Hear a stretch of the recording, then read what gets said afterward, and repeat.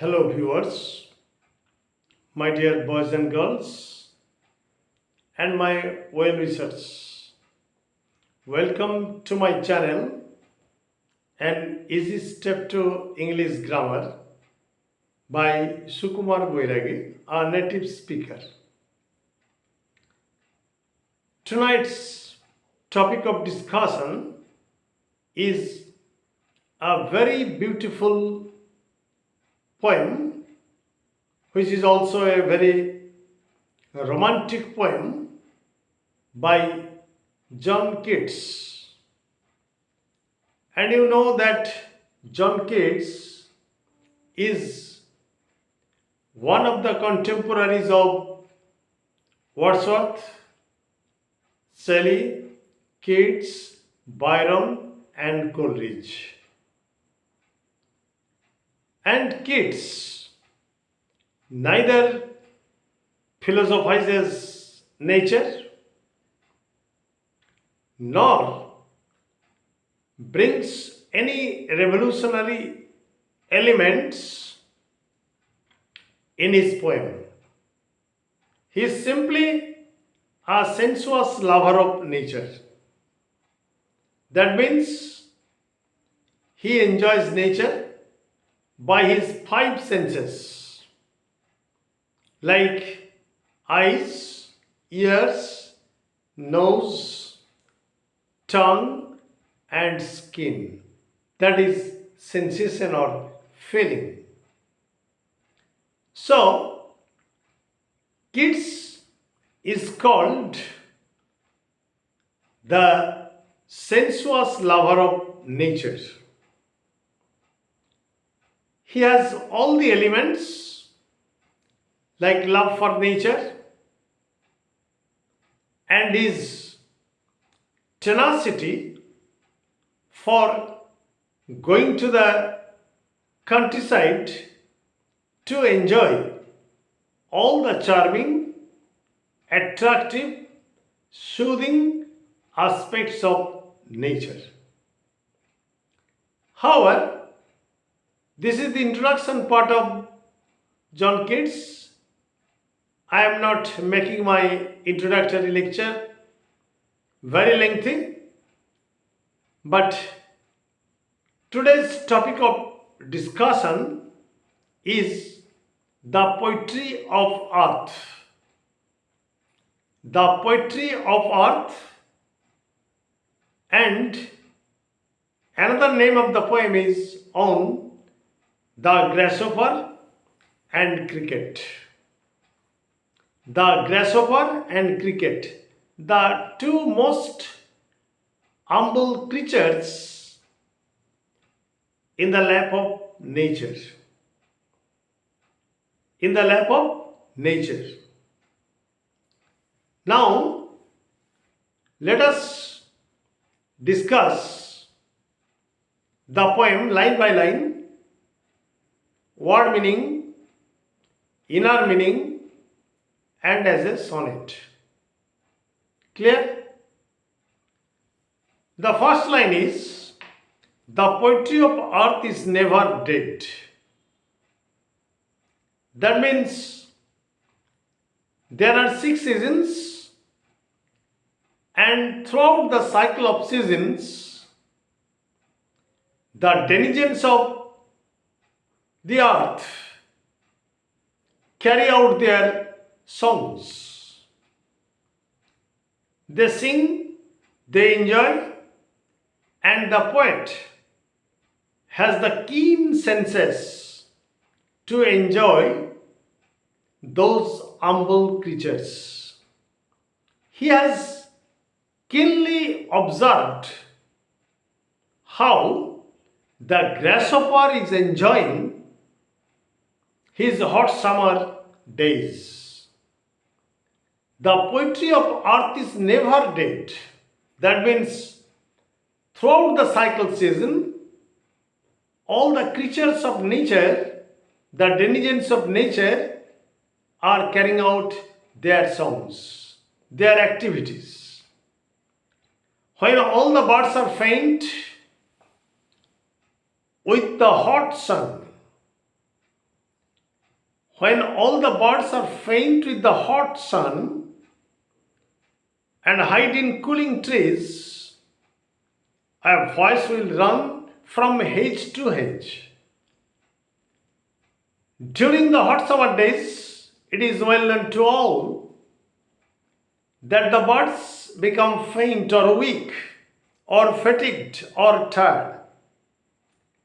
And having been tired or fatigued, they take shelter in the cooling trees. In the cooling trees, the trees that can provide them with cool shade. Clear? And hide in cooling trees, and just at that moment, a voice will run.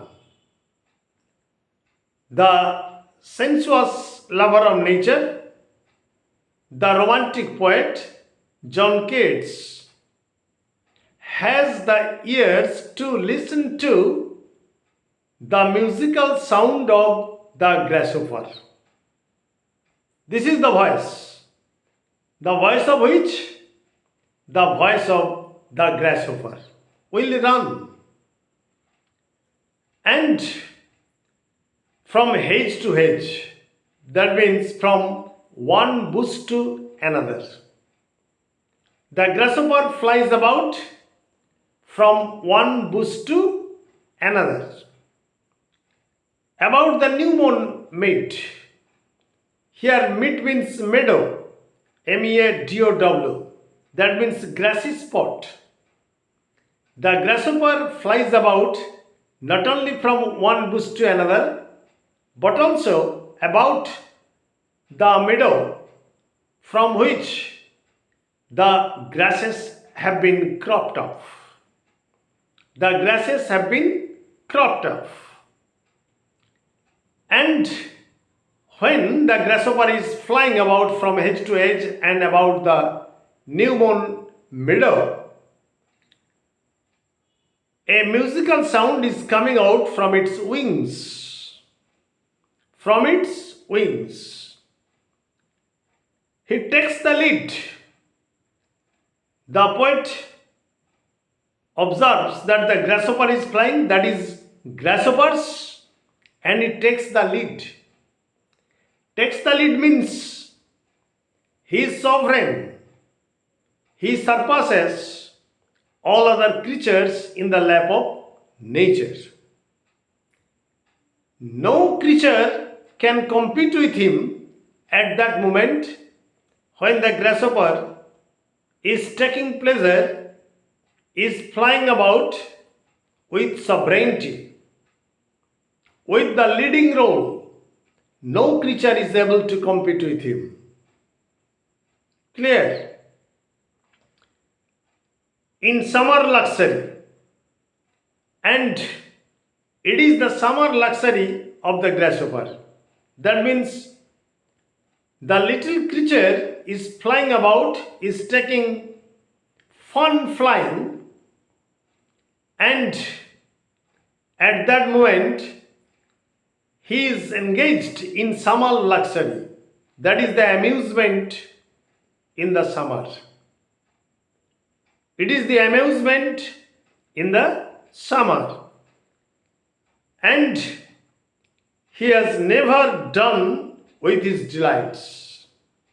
That means the grasshopper never takes rest or prevents himself from his fun flying. He is flying about. He has taken the leading role. He has the sovereign power, and he is ruling over nature while flying about. Okay? For when tired out with fun, and during his fun flying, the grasshopper becomes tired, becomes fatigued, becomes exhausted.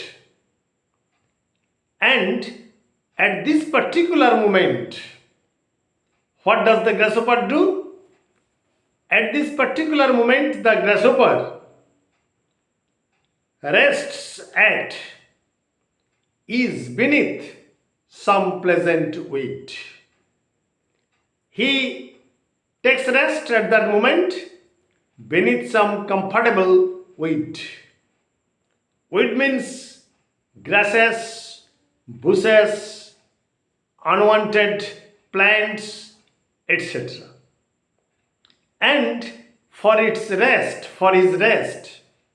he just sits beneath the pleasant or comfortable or soothing weeds. And this is the octave. And what is octave? Octave consists of 8 lines of a sonnet.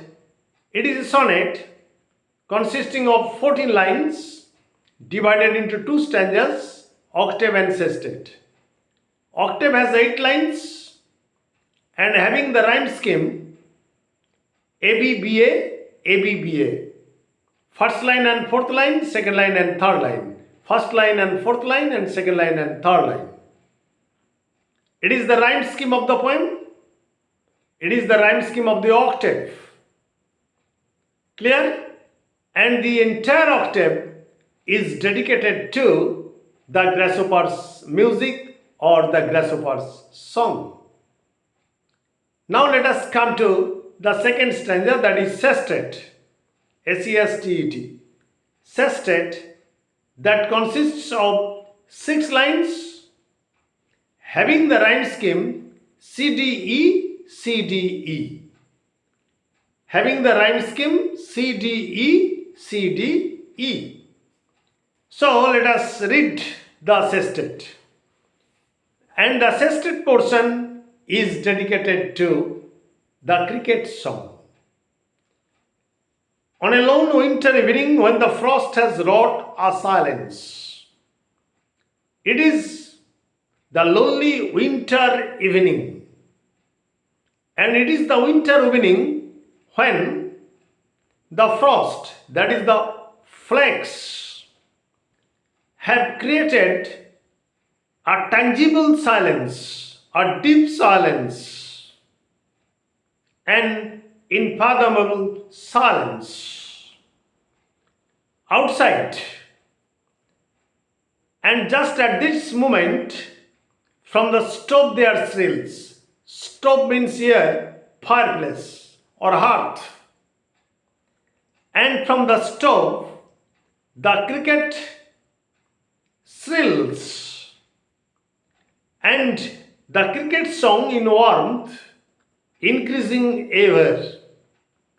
That means continuously the cricket song is increasing degree by degree from the warmth of the stove,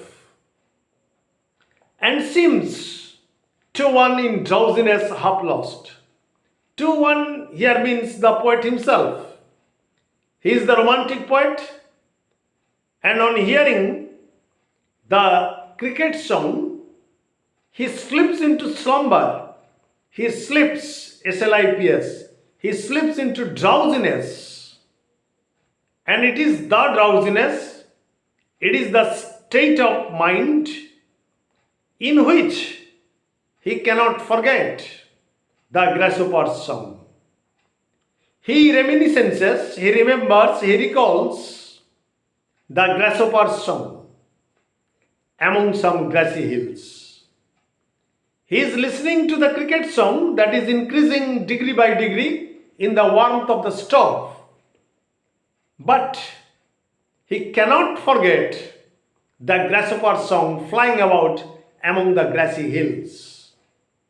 And it is the characteristic of almost all the romantic poets.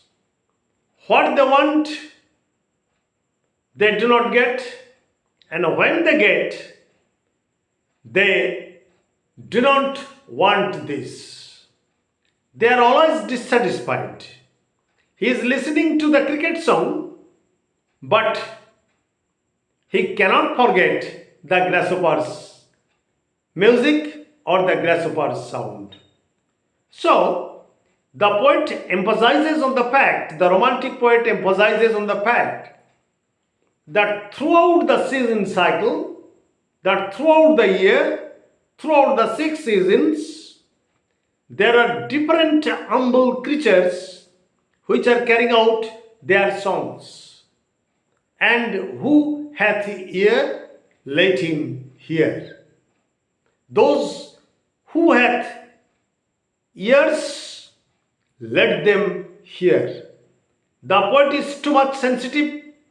He is the sensuous lover of nature, and that is why he has enjoyed all the soothing aspects of nature with his heart's content, from the grasshopper song to the cricket song, and from cricket song to the grasshopper song. So, it is a sonnet consisting of 14 lines, having octave and sestet, and the octave has the rhyme scheme ABBA, ABBA, and the sestet has the rhyme scheme CDE, CDE. And the octave is dedicated to the grasshopper song, and the sestet is dedicated to the cricket song. But the poet wants to say that he cannot forget. It is the concluding part in the sestet that he cannot forget the grasshopper's musical sound. That's the end of my lecture today on grasshopper and cricket, or the poetry of earth. And therefore, I think that all of you